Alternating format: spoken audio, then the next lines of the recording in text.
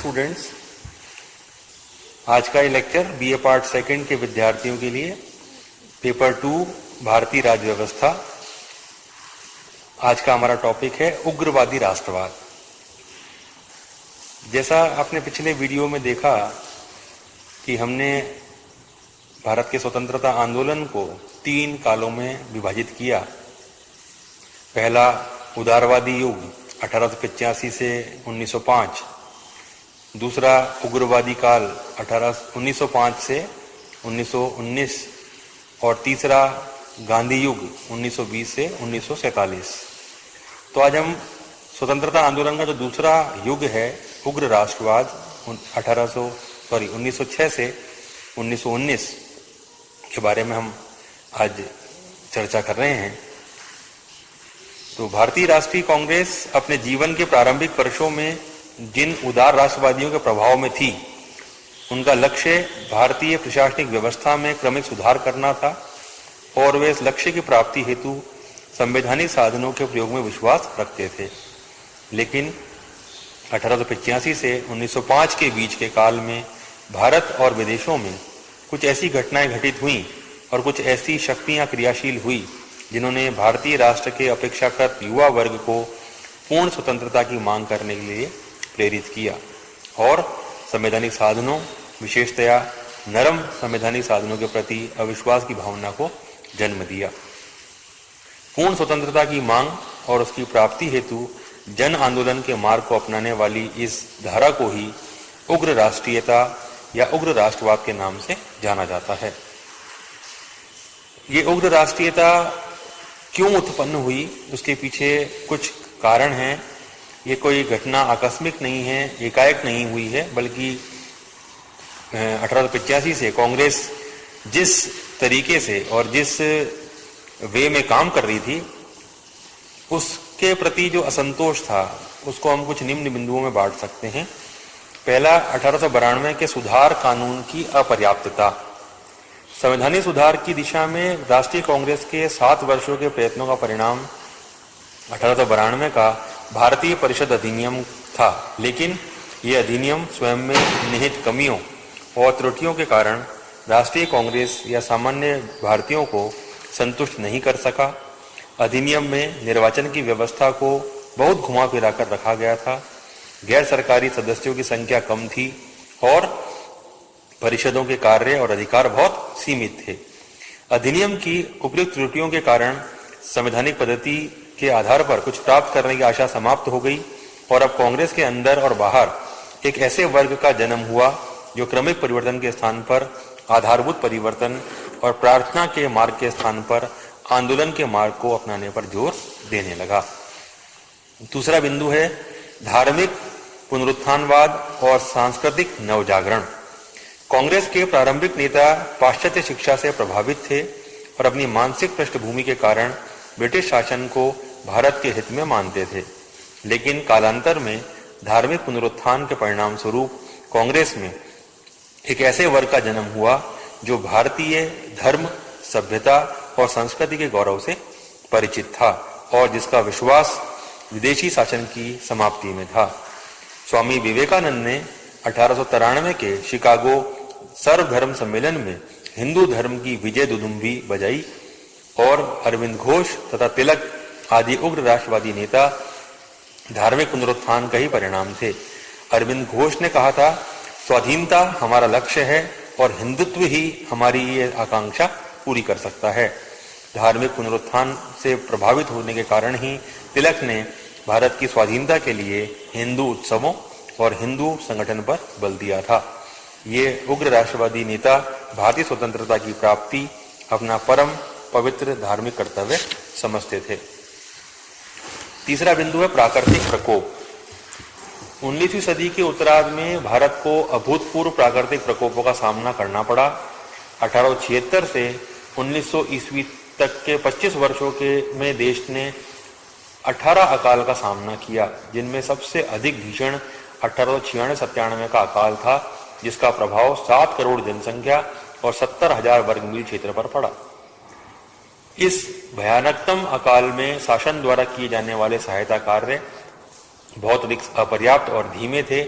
शासन का रुख कितना उपेक्षापूर्ण था इसका प्रमाण यह है कि जनता तो भूखों मर रही थी, किंतु शासन ने रानी विक्टोरिया का जयंती उत्सव मनाने के लिए 1897 में ही दिल्ली में शानदार दरबार कर पानी की तरह धन लुटाया था। अकाल की यातना से अभी मुक्ति मिली भी नहीं थी कि बंबई प्रांत के दक्षिण भाग में भयंकर प्लेग फैल गया। अकाल का सामना करने में सरकार ने जितनी निष्क्रियता दिखाई थी, प्लेग का सामना करने में उतनी ही अधिक अविवेकपूर्ण और निर्दयी सक्रियता अपनाई गई। इस तरह के व्यवहार का को जनता सहन नहीं कर सकती थी और इसके परिणाम स्वरूप जनता में रोष इतना फैल गया कि रैंड और उसके एक साथी अयर्स्ट को एक नवयुवक द्वारा गोली से उड़ा दिया गया। चौथा बिंदु है आर्थिक असंतोष। लॉर्ड बेकन का यह कथन भारत के उग्र राष्ट्रवाद पर पूरी तरह से लागू होता है कि अधिक दरिद्रता और आर्थिक असंतोष क्रांति को जन्म देता है। सरकार द्वारा निरंतर भारत विरोधी नीति अपनाई जा रही थी। शासन के द्वारा 1894 में विदेशी माल पर आयात कर समाप्त कर दिया गया। इससे देशी सामान महंगा हो गया, विदेशी सामान सस्ते दामों पर बिकने लगा। सरकार की इस नीति के कारण ही स्वदेशी आंदोलन चला। इसके अतिरिक्त शिक्षण संस्थाओं में वृद्धि के साथ साथ शिक्षित भारतीयों की संख्या में तेजी से वृद्धि हो रही थी, लेकिन शासन द्वारा शिक्षित भारतीयों को उनकी योग्यता के अनुसार पद प्रदान नहीं किए जा रहे थे। इससे भी उनमें निराशा और तीव्र असंतोष की भावना उत्पन्न हुई। A.R. देसाई के अनुसार भारत में उग्रवाद के उदय का प्रमुख कारण शिक्षित भारतीयों में बेकारी से उत्पन्न राजनीतिक असंतोष था। पांचवा पॉइंट है भारतीय कटुता और अंग्रेजों का अहंकारपूर्ण व्यवहार। उग्र राष्ट्रीयता के उदय का एक अन्य कारण था अंग्रेजों का भारतीयों के प्रति अहंकार युक्त व्यवहार और आंग्ल भारतीय पत्रों का भारत विरोधी दृष्टिकोण तथा प्रचार। दिन प्रतिदिन के जीवन में भारतीयों के साथ अपमानजनक व्यवहार ही किया जाता था। अनेक बार ब्रिटिश सैनिकों और अन्य व्यक्तियों ने भारतीयों के साथ घातक मारपीट की और कई बार आहत व्यक्ति मर भी गए, लेकिन अंग्रेज अधिकारी दंड से बच गए या उन्हें बिल्कुल साधारण सा दंड दिया गया। लाहौर से प्रकाशित आंग्ल भारतीय दैनिक the Civil and Military Gazette तो भारतीयों को खोलकर गालियां देता था और पढ़े लिखे भारतीयों को बलबलाते B.A. वर्णशंकर, B.A. गुलाम, दास जाति और कलंकी जाति जैसे अपमानजनक शब्दों से संबोधित करता था। इस अपमानजनक व्यवहार की भारतीयों में प्रतिक्रिया होना नितांत स्वाभाविक था। छठा बिंदु है विदेशों में भारतीयों के साथ दुर्व्यवहार। ब्रिटिश उपनिवेशों विशेषकर नेपाल और दक्षिण अफ्रीका में भारतीयों के साथ किया जाने वाला दुर्व्यवहार असंतोष का एक अन्य कारण था। इस दुर्व्यवहार के कारण 1903 में दक्षिण अफ्रीका से लौटकर डॉक्टर B.S. मुंजे ने दुखपूर्वक कहा था कि हमारे शासक इस बात पर विश्वास नहीं करते कि हम मनुष्य। भारतीयों के द्वारा यह अनुभव किया गया कि उन भारतीयों के साथ भारत राष्ट्र की प्राधीनता के कारण ही दुर्व्यवहार किया जा रहा है और इसकी समाप्ति का एकमात्र उपाय भारत के लिए स्वतंत्रता की प्राप्ति है। सातवां बिंदु है पश्चिम के क्रांतिकारी विचारों का प्रभाव। जब भारतीयों ने अंग्रेजी भाषा और पाश्चात्य शिक्षा पद्धति के माध्यम से मैजिनी, बर्क, गैरिबाल्डी और वाशिंगटन के स्वतंत्रता के लिए प्रेरित करने वाले भाषण पढ़े, अमेरिका का स्वतंत्रता युद्ध, आयरलैंड का संघर्ष, इंग्लैंड की गौरवपूर्ण क्रांति का इतिहास पढ़ा, तो वे स्वतंत्रता की ओर बढ़े और उनके द्वारा उग्र राष्ट्रीयता का मार्ग अपना लिया गया। आठवां बिंदु है भारत के बाहर जाने होने वाले विशेष परिवर्तन। 19वीं सदी तक पूर्व में यह धारणा प्रचलित थी कि पश्चिम के किसी संघर्ष में सफलता प्राप्त नहीं की जा सकती, लेकिन 1896 में अफ्रीका के एक छोटे से देश एबिसिनिया द्वारा यूरोप के विशाल देश इटली और 1904-05 में भारत के द्वारा रूस को पराजित कर दिया गया। ये असंभव समझी जाने वाली घटनाएं थीं और इन्होंने भारतीयों में ये विचार उत्पन्न किया कि ब्रिटेन के विरुद्ध स्वाधीनता के संघर्ष में सफलता प्राप्त की जा सकती है। पर्शिया, चीन, टर्की और आयरलैंड में इसी काल में चल रहे स्वतंत्रता आंदोलन ने भारतीयों को और अधिक प्रोत्साहित किया। नवा बिंदु है लाल, बाल और पाल का नेतृत्व। उग्र राष्ट्रीयता के उदय में लाला लाजपत राय, बाल गंगाधर तिलक और विपिन चंद्र पाल का नेतृत्व एक अत्यंत महत्वपूर्ण कारण था। ये नेता अटूट देशभक्त और ब्रिटिश शासन के कट्टर शत्रु थे। तिलक कहा करते थे, स्वतंत्रता मेरा जन्मसिद्ध अधिकार है और मैं इसे लेकर रहूंगा। हमारा उद्देश्य आत्मविश्वास है, भिक्षावृत्ति नहीं। लाला लाजपत राय ने अपनी सशक्त वाणी में कहा, अंग्रेज भिखारी से सबसे अधिक घृणा करते हैं और मैं सोचता हूं कि भिखारी घृणा का पात्र है भी। अतः हमारा ये कर्तव्य है कि हम सिद्ध कर दें कि हम भिखारी नहीं हैं। इन नेताओं ने भिक्षावृत्ति का मार्ग त्याग कर आंदोलन का मार्ग अपनाने पर जोर दिया। महाराष्ट्र, पंजाब, बंगाल और अन्य क्षेत्रों में जागृति की अपूर्व लहर उत्पन्न कर दी। 10वां बिंदु है लॉर्ड कर्जन का प्रतिक्रियावादी शासन। भारत में उग्र राष्ट्रवाद के उदय में यदि कोई एक कारण सबसे अधिक प्रमुख रूप से उत्तरदायी कहा जा सकता है तो वह है लॉर्ड कर्जन का प्रतिक्रियावादी शासन। लॉर्ड कर्जन ने 1891 में कलकत्ता कॉरपोरेशन अधिनियम पास कर कॉरपोरेशन में भारतीयों की संख्या घटाकर आधी कर दी।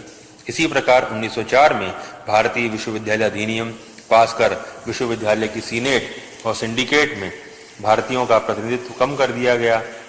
लॉर्ड कर्जन विजयों और शान शौकत में विश्वास करते थे, इसलिए उन्होंने निर्धन जनता पर ज्यादा से ज्यादा कर लगाए और इस धनराशि को सेना पर व्यय किया गया तथा सप्तम एडवर्ड को भारत का सम्राट घोषित करने के लिए जनवरी 1903 में दिल्ली में विराट दरबार किया गया। 1904 के प्रशासकीय गुप्तता अधिनियम के द्वारा उन्होंने समाचार पत्रों की स्वतंत्रता को और सीमित कर दिया। इसके अलावा लॉर्ड कर्जन का भारत और भारतीयों के प्रति व्यवहार बहुत अधिक अपमानजनक था। एक अवसर पर भारतीयों की योग्यता में अविश्वास व्यक्त करते हुए उन्होंने कहा कि भारतीय लोग शासन का उत्तरदायित्व संभालने के सर्वथा अयोग्य हैं। 1905 में कलकत्ता विश्वविद्यालय के कुलपति पद से दिए गए दीक्षांत भाषण में उन्होंने कहा कि भारतवासियों में सत्य के प्रति आस्था नहीं है और वास्तव में भारतवर्ष में सत्य को कभी आदर्श माना ही नहीं गया है। उन्होंने कहा कि भारत राष्ट्र नाम की कोई वस्तु नहीं है।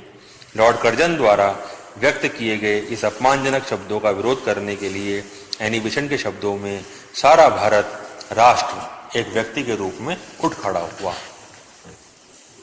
बंगाल विभाजन 1905 लॉर्ड कर्जन का सबसे बड़ा मूर्खतापूर्ण कार्य 16 अक्टूबर 1905 को किया गया। यद्यपि इस विभाजन के पक्ष में सरकार का तर्क था कि बंगाल जैसे बड़े प्रांत पर एक ही केंद्र से शासन नहीं किया जा सकता और सुशासन के हित में उसका विभाजन आवश्यक है, लेकिन वास्तव में जैसा कि जकारिया लिखते हैं, उद्देश्य और प्रभाव की दृष्टि से बंगाल के विभाजन का कार्य नितांत धूर्ततापूर्ण था। वास्तव में बंगाल का विभाजन फूट डालो और राज करो की नीति के अनुरूप किया गया था। बंगाल के विभाजन का विरोध करने के लिए बंगाल में तीव्र आंदोलन शुरू हो गया, जो शीघ्र ही लगभग संपूर्ण भारत में फैल गया। यद्यपि बंगाल के विभाजन में कर्जन का उद्देश्य बंगाल में बढ़ती हुई राष्ट्रीयता की भावना को कुचल देना था, लेकिन व्यवहार में इस कार्य के परिणाम स्वरूप न केवल बंगाल वरन संपूर्ण भारत में राष्ट्रीयता की अभूतपूर्व भावना को जन्म मिला। तो हम इस बिंदुओं के माध्यम से इस चीज की व्याख्या कर सकते हैं कि कांग्रेस के इस 20 वर्षों के इतिहास में जो उग्र राष्ट्रीयता है वो क्यों उत्पन्न हुई है और वो क्यों चरम पर पहुंची है।